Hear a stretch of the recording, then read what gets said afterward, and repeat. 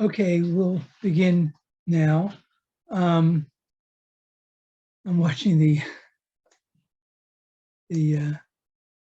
waiting room. Anyway, we'll begin. My name is Jerry Garfinkel. I am the treasurer of the Jewish Studies Center, and I want to tell you as treasurer that our classes are free. Our presenters are very capable and knowledgeable, and people usually enjoy our classes, but we do have some expenses. So we encourage people to donate to us. You can donate by going to our website, www.jewishstudiecenter.org, and click on donate. You can donate by credit card or by PayPal or by sending us a check. If you check off that you want to send the check, the website will give you the address where to send it. Okay, that's my treasury duties. I hope to get some donations. And I'm also doing the tech stuff. So I want to tell you that, first of all, this class or this session is being recorded. After the class is over, I will delete the part of the recording that begins before the class started, and I'll post it on YouTube, and I'll send an email to everyone who's registered for the class, and I'll tell you where to find the recording. Besides the regular class, we also have the closed captions on. So if you have hard of hearing or your speaker doesn't work, like I know someone here doesn't have a speaker that's working, you can look at the closed captions. Okay, so today's class is called A Daughter's Kaddish, and it's by Sarah Birnbach. And I'll tell you a few things about Sarah. She embarked on this encore career of hers as a writer in 2015 after she had successful careers as a human resource management consultant and as a licensed clinical social worker. She was a sought-after motivational speaker at numerous conferences and has delivered more than 500 presentations and workshops. 5 times she's won awards from the Soul-Making Keats Literary Competition, which is a program of the National League of American Pen Women. And she's also a 2-time award winner in Bethesda Magazine's essay contest. Her stories have been published in numerous magazines and professional journals, including the local Washington Jewish Week and the Jerusalem Post. A memoir from which this presentation is coming, A Daughter's Kaddish, My Year of Grief, Devotion, and Healing, was published this past September and has received numerous positive reviews. She's an active member of the Women's National Book Association. She lives in Rockville, Maryland. You can learn more about her going to our website, just sarahbirnbach.com. Sarah Birnbach is spelled S-A-R-A-H-B-A-R-N-B-A-C-H. Sarah combined her strong feminist beliefs with a strong devotion to her departed father and to her Judaism. I expect she'll tell us her motivation for saying Kaddish for the traditional 11 months and some of the many challenges she had to overcome in saying Kaddish for her father. So now I'll turn it over to Sarah. Welcome, Sarah. You're muted. You can unmute yourself. Thank you, Jerry, and welcome everybody. It's a pleasure to be here this evening and talk about the journey that I undertook to redeem my father's soul. I'll first start by giving you a little bit of a context about me and my history, and then share with you how I undertook this journey. And I will stop at several points along the way. If you have questions, please put them in the chat. And when I stop, I'll address questions that I see in the chat. So let me first give you a little background about myself. Three of my four grandparents were immigrants to this country. Both of my grandfathers came to escape religious persecution. And so from them, I learned courage, and I learned that you can have the courage of your convictions, and that you can just do about anything you set your mind to if you're willing to take some risk. I also want to tell you a little bit about my parents. My mother wanted to become a nurse. This was back in the 1940s, and in those days, Jewish girls didn't become nurses. In nursing education, there were a lot of Christian underpinnings, and also my mother was told Jewish girls don't handle bedpans. In addition, a lot of the nursing education schools had quotas against Jews.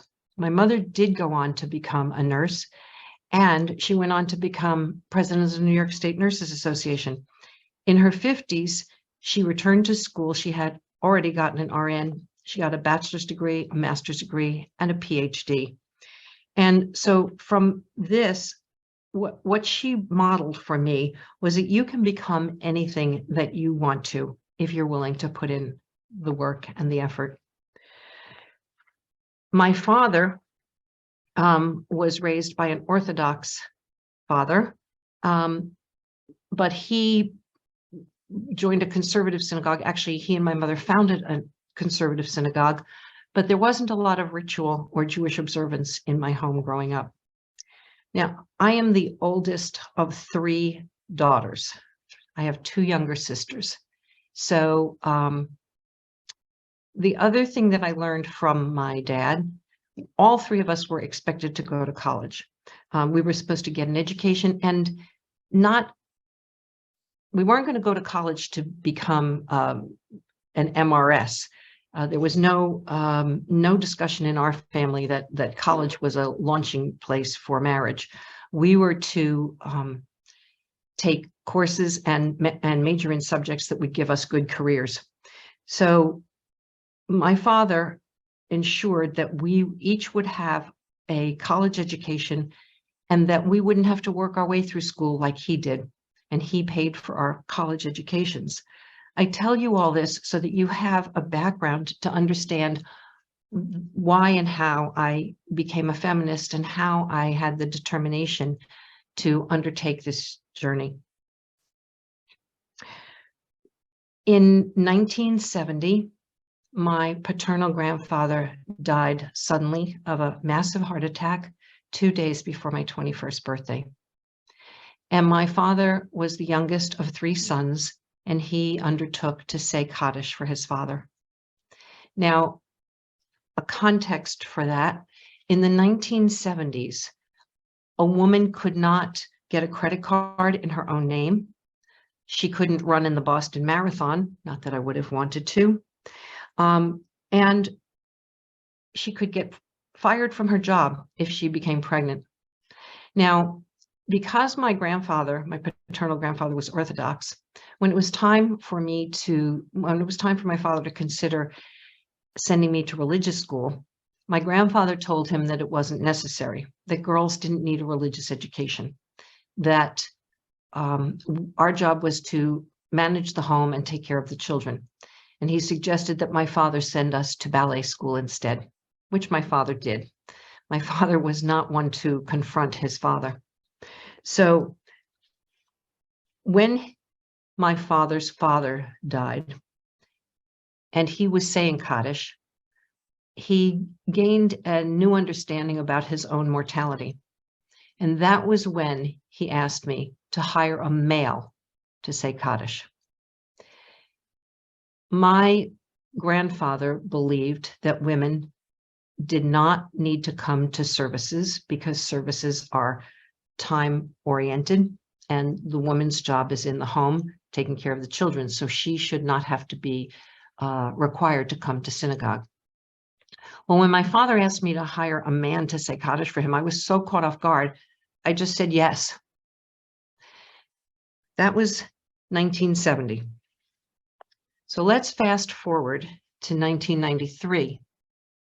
My father was diagnosed with terminal cancer, and he declined any treatment.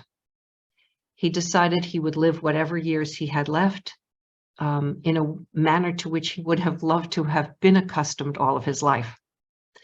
He and my mother sold their home in New York and all of their possessions. They moved to Florida. They moved into a golf community where my father was able to play golf 5 days a week, where the weather allowed him to play golf 12 months a year. And those were the happiest 7 years of his life. When we get to 2000, my father has now lived 7 years with cancer, and I reassessed the commitment that I had made to him. Now it didn't feel right to hire a stranger to say Kaddish for my father, a man who wouldn't even have known him.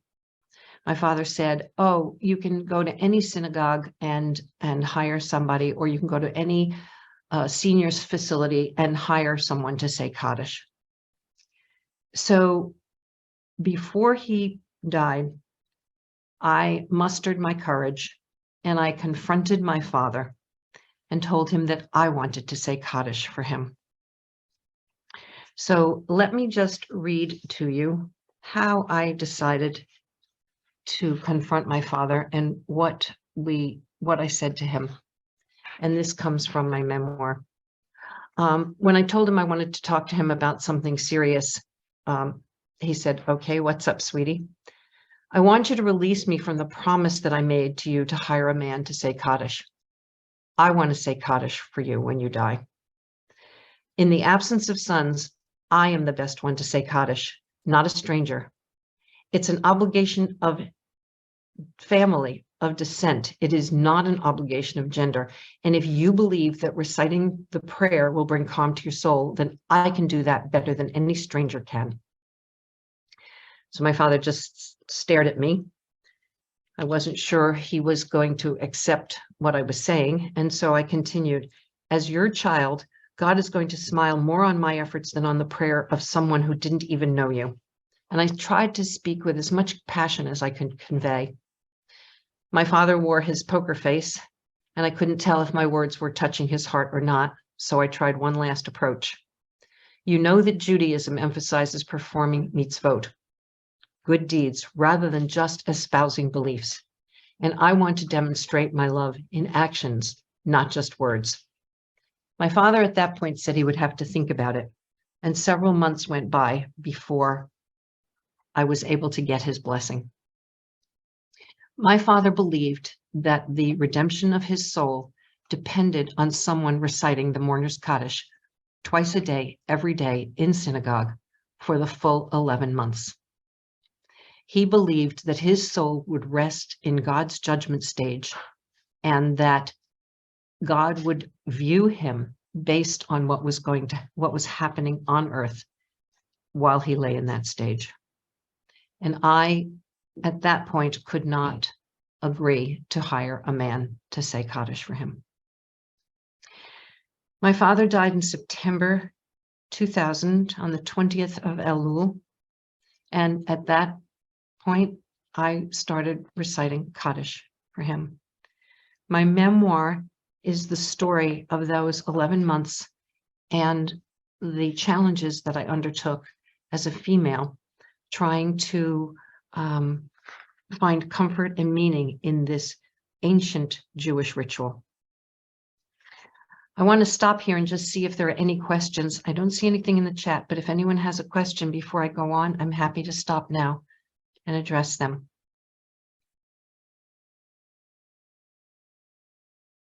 You can either put something in the chat or raise your hand by clicking on reactions and then raise hand. All right, hearing none. When my dad died, I was a single mom. I had 2 jobs, one of which required me to travel around the country. And I had a home in Rockville. I was a member of Congregation Bethel in Montgomery County. And as many of you may know, Congregation Bethel is an egalitarian synagogue. There, the women have equal rights and equal responsibilities. And because my work took me all around the country, I was often in synagogues in unfamiliar places.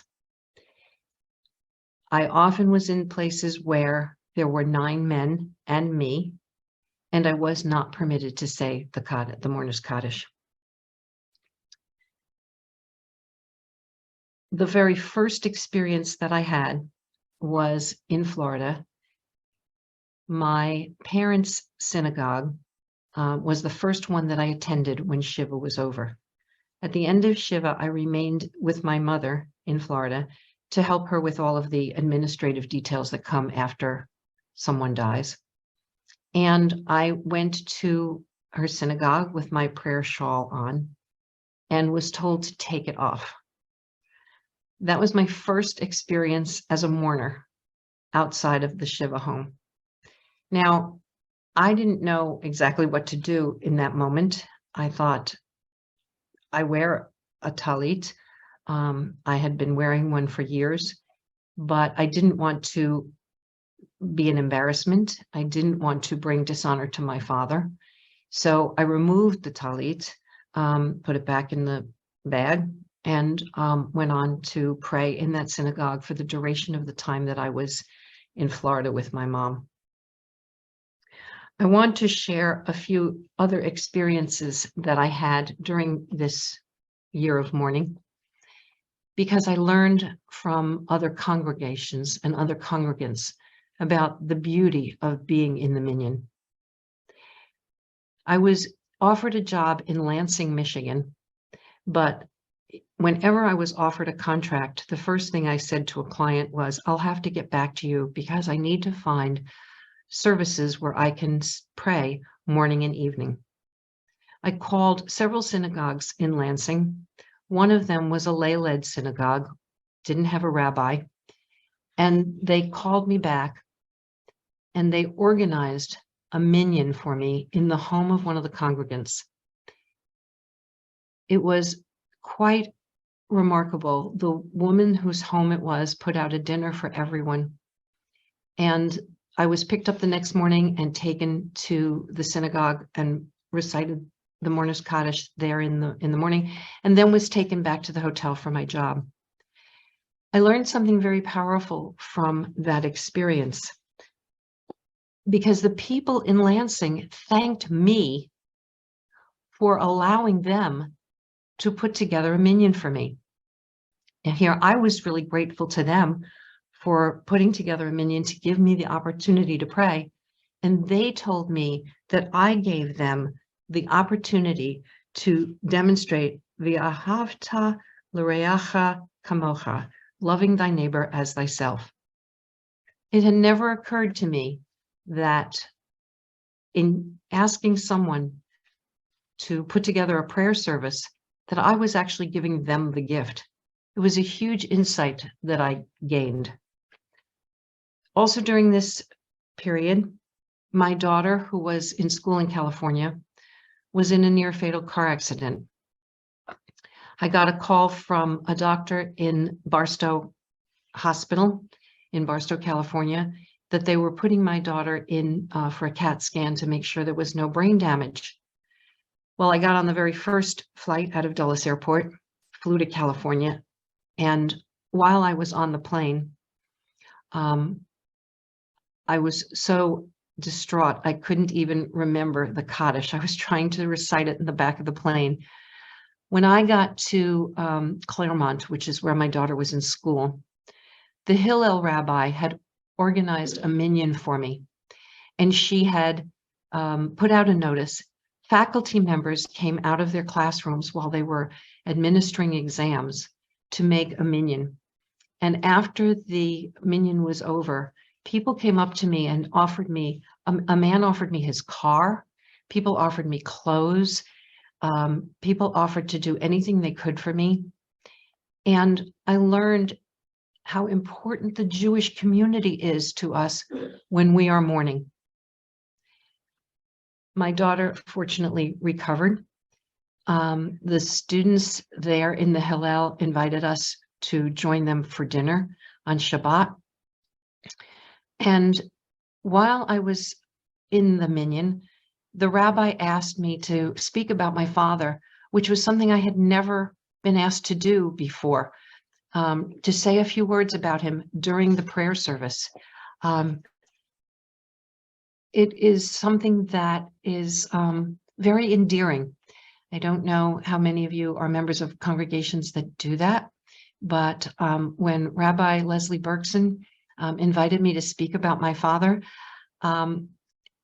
it brought him into the room. It helped people to know him.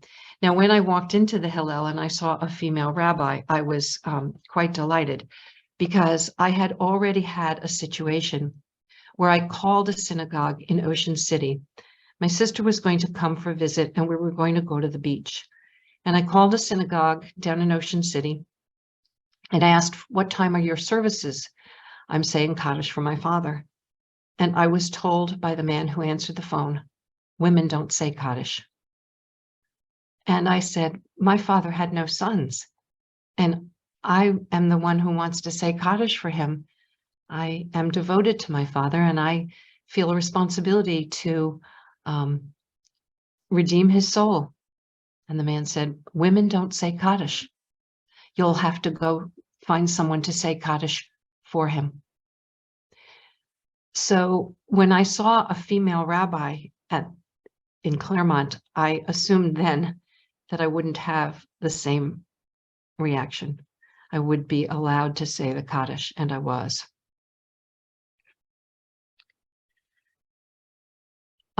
Another situation that happened to me, I was in a city in Michigan and went to, again, an unfamiliar synagogue. And a member of the congregation turned to me and said, I don't recognize you. Are you from out of town? I said, yes, I am. And I'm saying Kaddish for my father. And he said, well, if you're from out of town, if you need a place to have a good dinner, I'm happy to invite you to my home. My wife is a good cook, and we would be happy to drive you back to your hotel after dinner. I was overwhelmed by that. Of course, later I thought, I did not accept his offer because I already had a commitment with my clients. Later, I thought my dad might have not appreciated if I'd gone to the home of a stranger, a man, gotten in a man's car whom I didn't know. My father would have cautioned me against doing that. But again, the outpouring of warmth and generosity of spirit to a mourner is something that I had never been accustomed to before. One of the things, of the many things that I learned, my father's death was the first one in my family. And Leon Wieseltier in his book Kaddish said, once a mourner, always a mourner. I found that when you are in the presence of a minion, people understand that grief is not linear. We live in a very death-phobic society. When mourners return to work or they resume their normal activities, people just assume that we've gone on. We're over it. We've recovered from our grief. But when you're in the presence of a minion, people understand that grief doesn't go away. One of the members of my congregation stood up one day in January and was reciting Kaddish for his father. He started to tear up, and this was a man who was just about my dad's age, and I found that endearing, and I said to him, I noticed that you were tearing up, and he said, my father died when I was very young.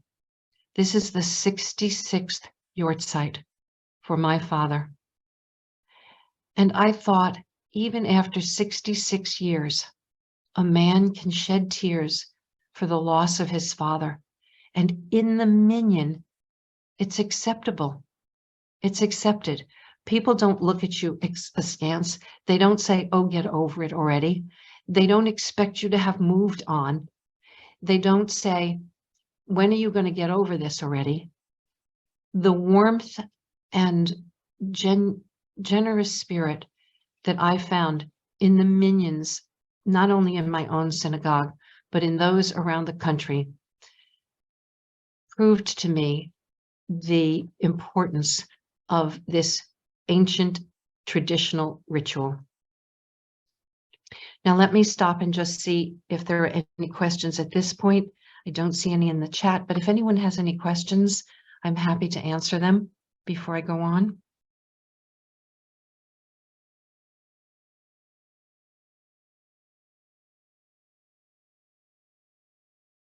I don't see any hands up. I don't see any hands up. Okay. In chat. No, I don't see anything in the chat. All right.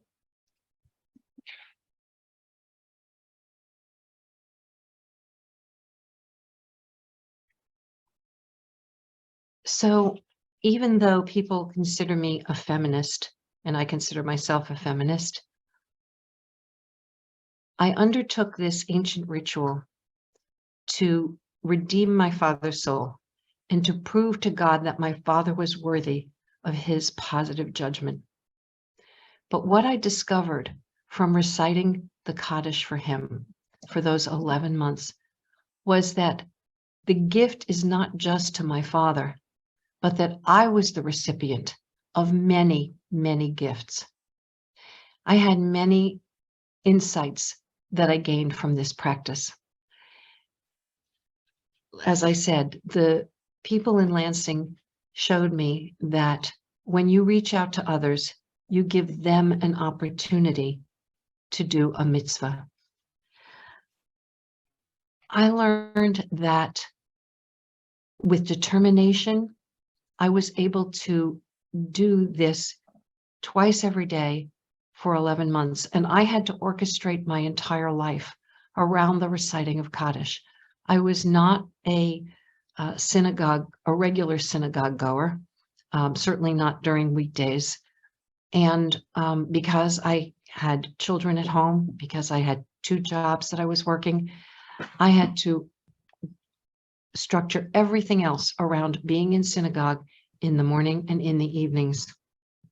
And I learned that when we set our mind to something and make it a priority, we can achieve it.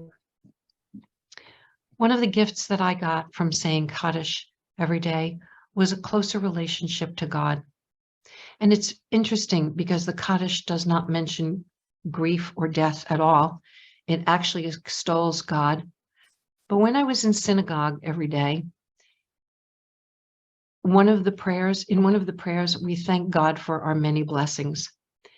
And you would think that when you're grieving and you've just lost somebody very significant in your life, that you wouldn't be wanting to be thanking God. God just took my father from me. But in the process of thanking God every day for my many blessings, I became more aware of what they are. I paid more attention to, gee, what are the many blessings that I have in my life? And reciting the Kaddish every day taught me to be mindful of my blessings, even when things are going badly, even when things are not as I would wish them to be, even when I lost my mother subsequently, that there are still many, many blessings to be grateful for. I also learned by reciting the Kaddish every day to slow down the busyness of my life. 21st century urban America is a busy place. And it was easy for me to get caught up in the busyness of life, especially working in a juvenile court, having my own business, having 2 children, having a home to maintain. It's so easy to get caught up in the rush of life. But being in synagogue gave me a chance every day to just slow the pace, to just be in a quiet environment, to be able to have think time and prayer time and soulful time. And I have most of my life been pretty independent. I have an I can do this attitude, which, as I shared with you, came from not just my grandparents, but watching my mother's achievements. And when we have to be part of a minyan, and when it requires 9 other people in order to be able to pray, we then become dependent on others.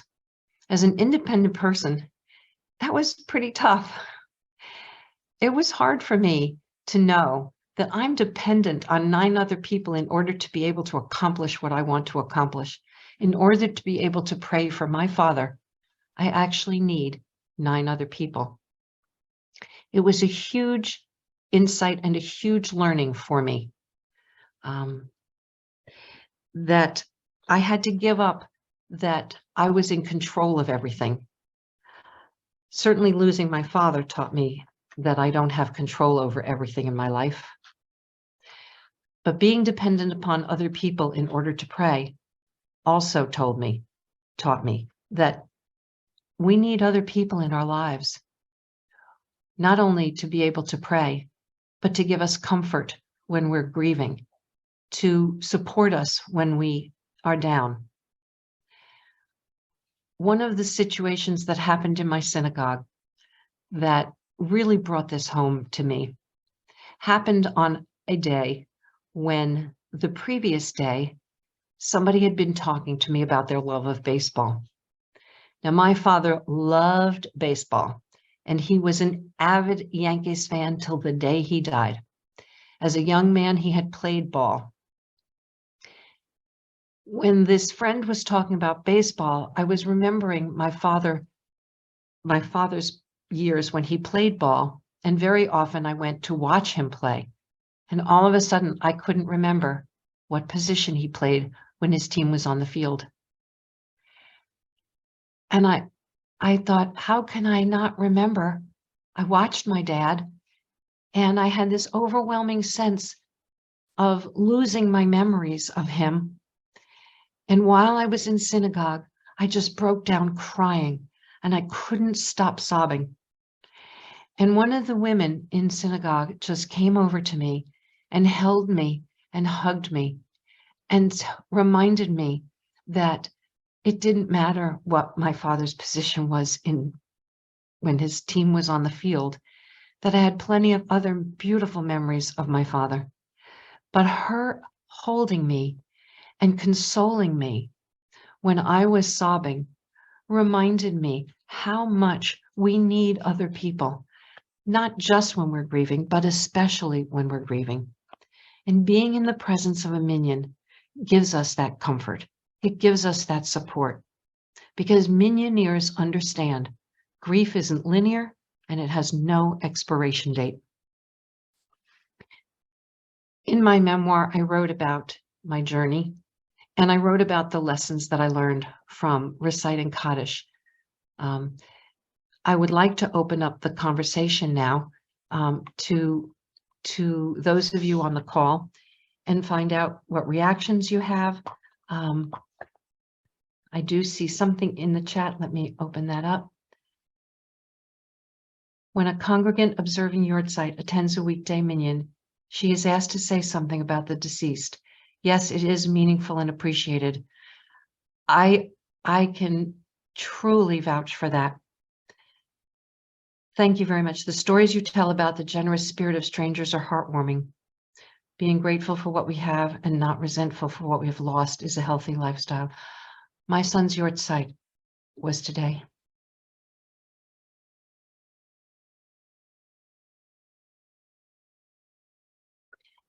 Thank you very much, Molly. I appreciate that. I'm sorry for your loss. And I hope that the memories that you have sustain you and bring you peace.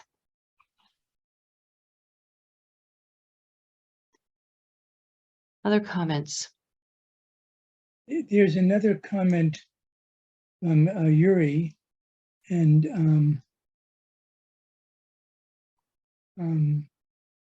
I only see one.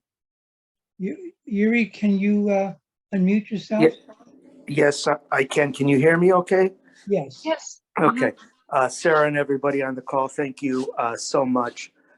I'm currently saying Kaddish myself for my mother, and your presentation helped me see her in a different light because, as it so happens, she was a nurse as well, and she was a refugee. And I see that in some ways being a refugee opened that up to her, where if maybe she was, and this is an insight I never had, she might not have had it if she was born in this country, because she might have had that same limitation. But I did want to share with you that I am saying Kaddish virtually, and I'm not sure if other people on this call are aware of it. I mean, obviously, when you were saying Kaddish in 2000, that wasn't possible. But one of the beauties that we've all received from the last couple of years is more and more has been online. And I just want to recommend mygewishlearning.com. I don't know if anyone's familiar with that, but I say Kaddish. I'm in Central Time Zone, but I say Kaddish every day at 3 o'clock my time, which is 4 o'clock Eastern Time, Monday through Thursday. Friday during the winter, it's a little earlier, and on Sunday, it's 9 a.m. Eastern Time. It's very egalitarian, and it's led always by a rabbi, many of whom are female, and there's always a little Devar Torah. And it takes a total of about 15 minutes, and it accomplishes all that you know, in terms of community. And I'm going to take some of what you said to help me, you know, in terms of trying to think more directly about my mom when I'm saying it. But I just wanted to share that with you and the community as a whole, because not everybody might know it. And it's wonderful, not only obviously when you're saying Kaddish for 11 months, but, you know, people mention yard site. And I sometimes log in even, it just so happens my mom just passed away, but I did say it for my brother before. And sometimes even when I wasn't directly responsible for saying Kaddish, I would tune in, because it's great to hear Torah every day. So thank you for this presentation. Thank you for sharing, Yuri. I'm sorry for your loss. I hope that your memories bring you peace. And in my synagogue now, we're hybrid. We have people who are saying Kaddish on Zoom, and also we have people in the synagogue. And in our synagogue, in order for a person on Zoom to be counted in the minyan, they have to be showing their face. They can't have their screen off. That's the way we ensure that they're counted in the minyan. I still attend, now that our synagogue is open, I still attend in person. Another thing that happened to me during my Kaddish period for my father, 3 other people lost a parent at about the same time. One within days after I lost my dad. And we became very, very close. So close that the other minyaneers called us the 4 Musketeers. Now, in my congregation, we have a breakfast served every morning after the service. And it's like an oasis between the sanctity of prayer and going back into the rush hour traffic and the world. This breakfast gives us a place to sort of transition. And these 3 other people, 2 men and another woman, we would have breakfast together every morning. And ever since then, we have shared each other's yort sites, all of each other's yort sites. We're in shul on those days. We have shared all of the Jewish holidays. We have shared each other's the B'nai Mitzvot of children. And so another benefit that I derived from my Kaddish period was closeness with the other minyaneers. And for me, it really helped me have a better community in my synagogue. Now, Congregation Bethel in Montgomery County has 1,100, I can't call them families necessarily because some people are single, 1,100 units or 1,100 member category, 1,100 member units. I don't know that that's the right word, but so we are a large congregation, and having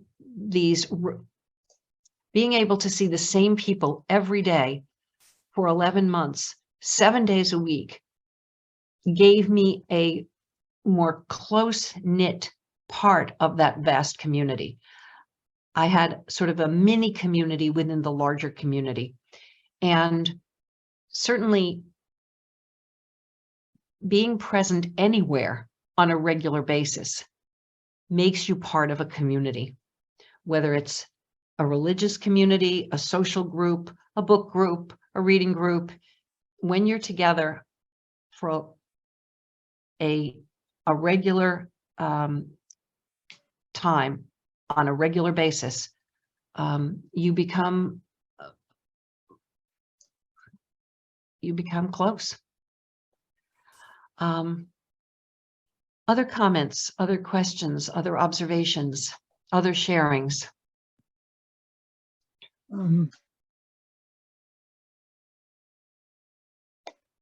Let me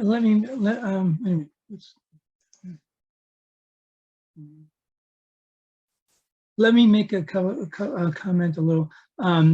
Uri said that the My Jewish Learning allows you to do Kaddish online. So I just went on the My Jewish Learning website, and what you do is, for a while, I found it difficult to find out how to do the Kaddish, but exploring a little more on the last few minutes, on the top, but not the very top, there's something that says, say Kaddish online, and you can click on there and give you more information. And as Uri said, it's at 4 p.m. on Eastern time. Besides Uri and what Sarah's saying, that you say Kaddish when you're for 11 months when your father died, you also say Kaddish at the yahrzeit. And today is the yahrzeit for my father. So I'll go on at 4 o'clock. I presume they'll be doing the afternoon minyan then, and I'll say Kaddish. And I also said Kaddish last Saturday at my own synagogue where we had in-person services. So if you go to myjewishlearning.com and you click on daily Kaddish online, you'll find information, and it will be at 4 p.m. As well as on Sunday at 10 a.m. So that's very useful.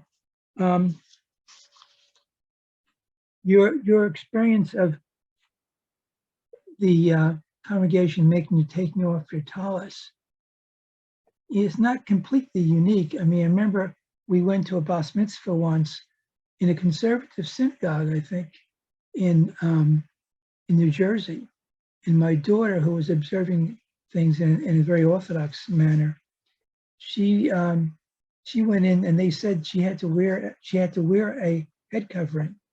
And in the Orthodox tradition, a woman does not wear a head covering until she gets married, but they forced her to do that. And I had the opposite experience. I went to the Reform Synagogue when we lived in Richmond. I went there once, and they actually literally grabbed the yarmulke off my head. There, they don't allow you to wear a yarmulke. So Wow. there's all kinds of different traditions that different synagogues have that may not be the same as, you know, what you feel is the proper thing for yourself. So After that experience, whenever I was traveling and going to an unfamiliar synagogue, I would ask before I got there, at the same time that I would call and ask what time their services were. Now, you have to remember, this was 2000, and we didn't have Zoom, and we didn't have cell phones, and we didn't have GPS. And I used a book called, by a man named Israelowitz, The Jewish Travel Guide to the United States, to find synagogues. When I would call them to find out their service times, I would ask, are women allowed to wear a tallis? Are women allowed to say Kaddish? Are women counted in the minyan? So that I would be better prepared. But in Raleigh, for example, a rabbi said, we don't usually have a morning minyan, but I'm glad you called, and we'll put together a minyan for you. They had 9 men and me, and because we couldn't say the Kaddish, he did a reading from the Midrash. So we did some study instead of being able to say the Kaddish, because I was not counted. But here was a case where I had called ahead and he had said he would organize a minyan for me. Now, one of the things that sort of colored my thinking, after my father said Kaddish twice a day, every day for both of his parents after they died. And he became the minyan captain in his synagogue for 10 years. And he would stay on the phone on Sunday nights and make sure that there were 10 people coming to the morning minyan. And so I just assumed that people everywhere did that, that synagogues just guaranteed a minyan. So when I was in this particular synagogue in Raleigh, I was taken aback. I thought, wow, if my father were the man making the calls, he would not have allowed this to happen, which is probably not a very wise way to go through the world, assuming that just because my father did it, everybody would do it. But I did become more sensitive to different traditions in different synagogues after that first experience. When I was a kid, little kid, on Saturday mornings at least, they'd send me and someone else out to knock on people's doors for a minyan. When my daughter was recovering after her surgery, and was going to take me to the airport to come home, we were going to go to a Chabad for me to say Kaddish. And when we got there, there was a note on the door that the minyan was being held in someone's home, that someone had just lost a parent and they were having a minyan in the home. And I was concerned that they might not let me in. But when I knocked on the door, the gentleman whom I've tried to find and have reached out to a number of people to find out who this man was, because he was so gracious. He escorted my daughter and I to a loft where we could see down into the living room, but the people that were praying, the men were praying, could not see us unless they looked up. And they were very gracious to us. And I left to go to the airport, and to this day, I wish I had the man's name or address so that I could write to him and thank him for how gracious they were to my daughter and I in letting us come in so that I could say Kaddish. We have someone else, someone in Weir. You want to unmute yourself? Maybe show yourself also if you want to make a statement or question. Yes, I also wrote in the chat. My name is Carol, and I certainly relate to all that you said. When I lost my dad 24 years ago, my parents didn't say Kaddish for their parents. They paid someone to do it and so forth.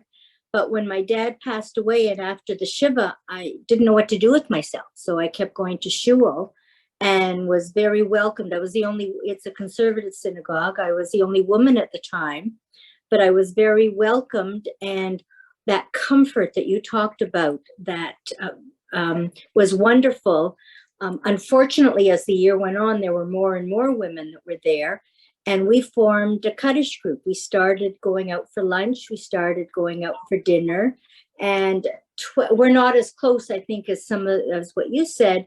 But 22 years later, we still get to that. We call ourselves, the Kaddish group, and we still get together, and that comfort of being there. And I felt I could be myself. I could laugh, I could cry, I could be quiet. It didn't really matter. I could just be.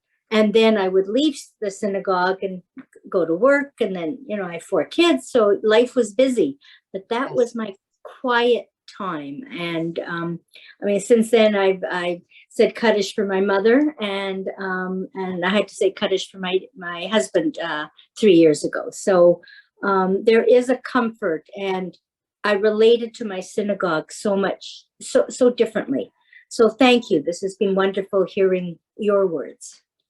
Thank you. And again, I'm so sorry for your losses. But yeah, our four musketeers are like as the equivalent of your Kaddish group. And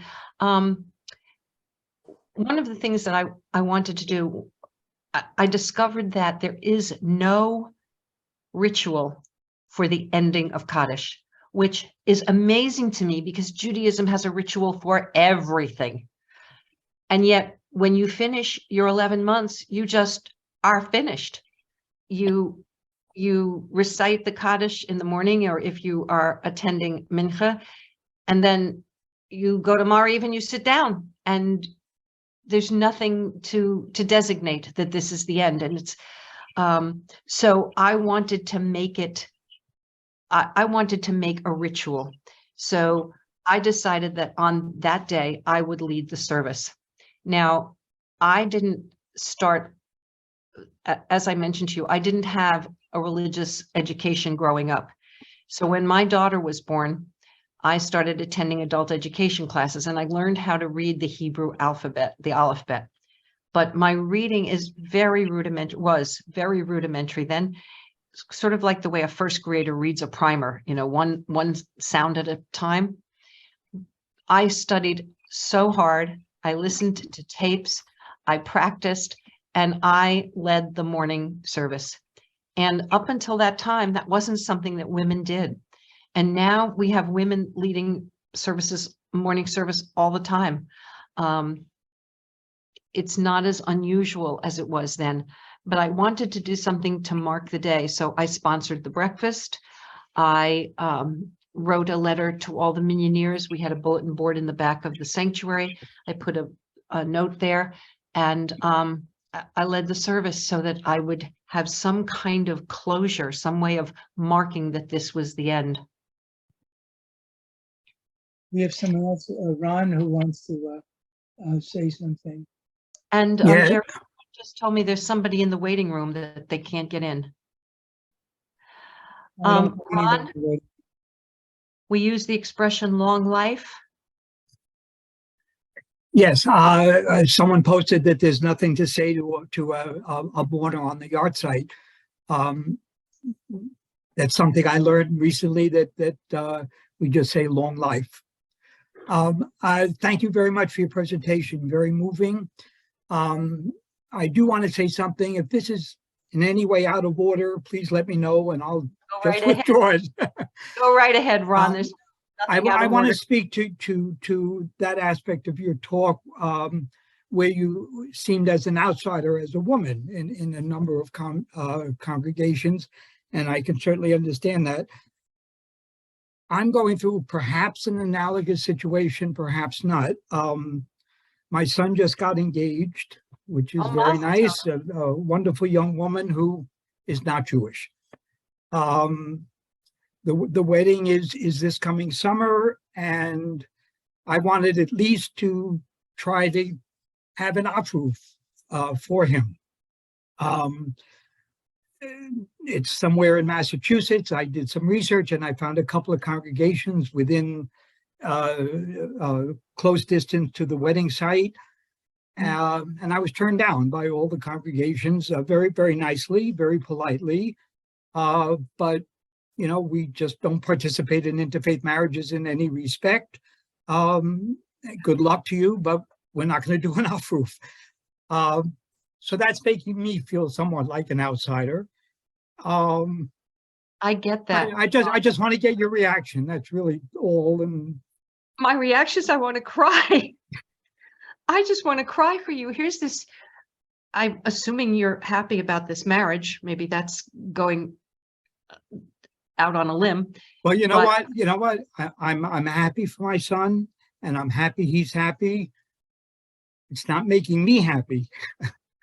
So, I mean, that's just the way it is. Here you have this event, and the place where you should be embraced the most is amongst our people. And to be rejected, believe me, I get it. I really get it. Here in the Maryland area where I live outside of Washington, D.C., in a Maryland suburb. There are rabbis who perform interfaith marriages and would conduct an ufruf. Yeah, we're trying to find it. I called a number of Reform congregations. It's during the summer, and they didn't even have services on Saturday morning, so that was hard. So we're looking. They did find a rabbi who will perform the ceremony, but it just didn't work out somehow for an outfit. So we're looking. There are a number of people in New York City who I think we can contact, but it's just the idea of, I get it, I understand it, but it's hard. It's very hard. Of course it's hard. You're more likely to find a rabbi than a congregation. I mean, my first wife wasn't Jewish, and we found the rabbi and we did a Jewish ceremony. But to find a congregation that will support it, I think, is more difficult. I'm sorry. I'm saying that to find a congregation that will support an interfaith marriage is more difficult than finding a rabbi who will do it. We found the rabbi who was a rabbi of a congregation, but his congregation didn't do it, but he did it. He came out to where we were separately and did it. My heart goes out to you, Ron. I appreciate it. Thank you. And I get it, because my son married a woman who is not Jewish. And my sister married a man who wasn't Jewish. And my father had said he was not going to attend the wedding. And the family was in such trauma over that. I convinced my father to attend, and my sister was going to school at Ithaca College, and she said that the wedding would be in the non-denominational chapel. Well, non-denominational to Christians is different than non-denominational to Jews, because in this non-denominational chapel was a 20-foot crucifix with Jesus hanging from it. When my father walked in there, honestly, I thought he was going to have a heart attack. He turned white. He started to tremble. It was such an, he felt so misled. Not by my sister, because she said it's a non-denominational chapel, but non-denominational means something very different. So I have some appreciation for how you feel about this marriage. And I imagine that it's difficult on many levels. And the fact that you can't find a congregation that will allow an ufruf only makes it that much more hurtful. So, some churches actually would allow the crucifix to be covered.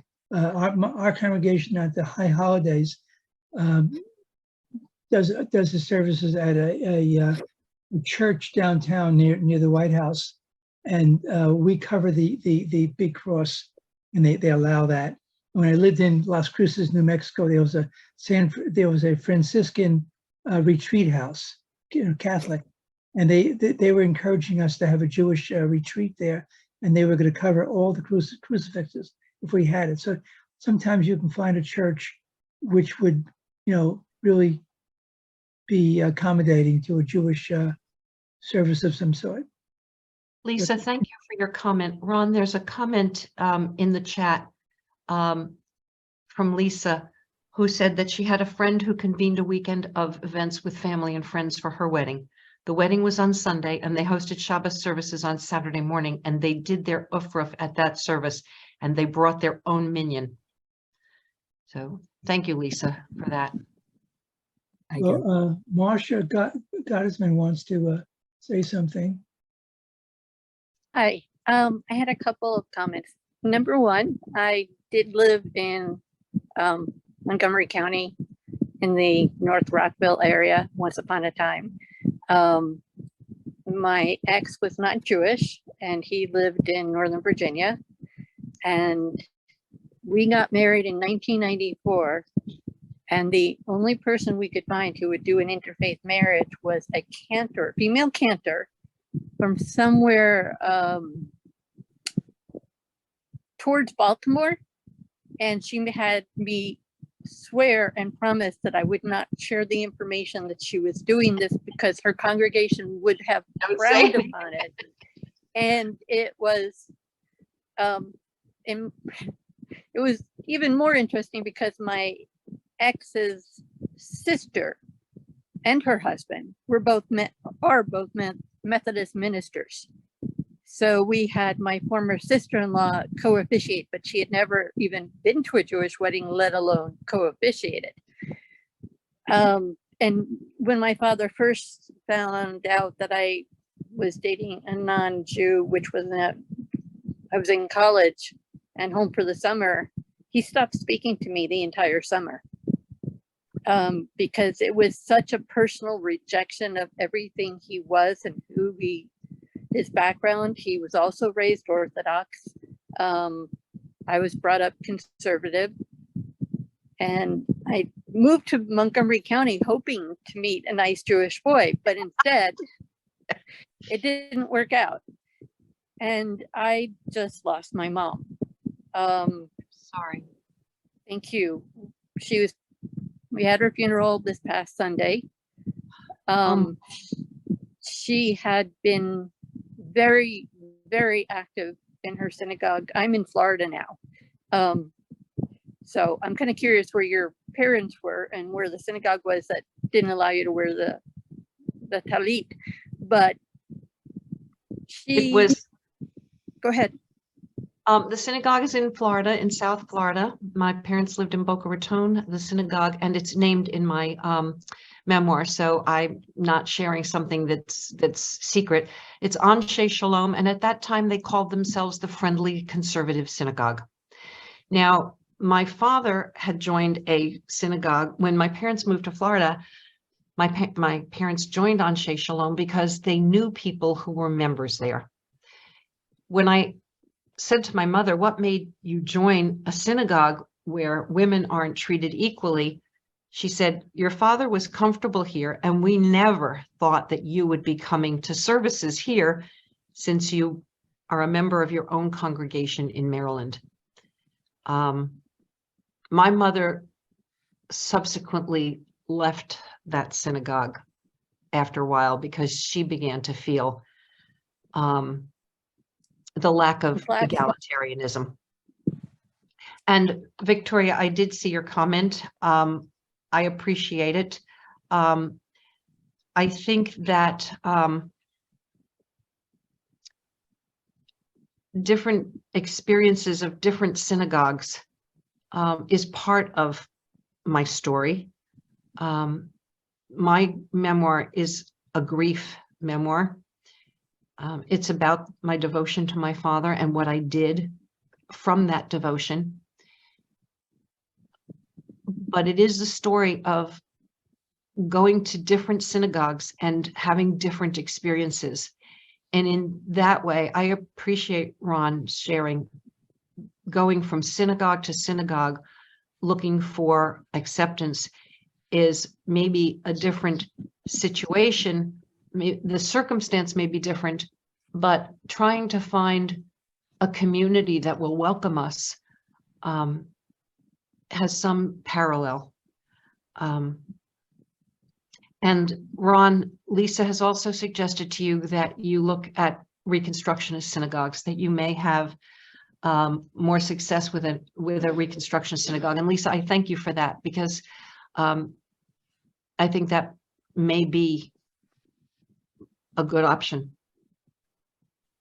Thank you. The comment I wanted to make about Florida, if I can have a moment, Sure. was that my mom would, first of all, my parents were what I used to joke was a mixed marriage, in that my mother only knew she was Jewish because her last name was Cohen, whereas my dad had been brought up Orthodox. So growing up, my dad was the one who was very involved in the synagogue, the men's club, and everything else. He was a gabbai. Wow. And when they moved to Florida, somehow the roles switched, and my mother became the synagogue lady. She was a librarian, and she established and ran the synagogue library. She held just about every position except president. She was in the sisterhood and ran numerous things. But when she was ill, her rabbi wasn't there. He would make false statements about intentions and not carry through. He said things to me that I knew to be a lie.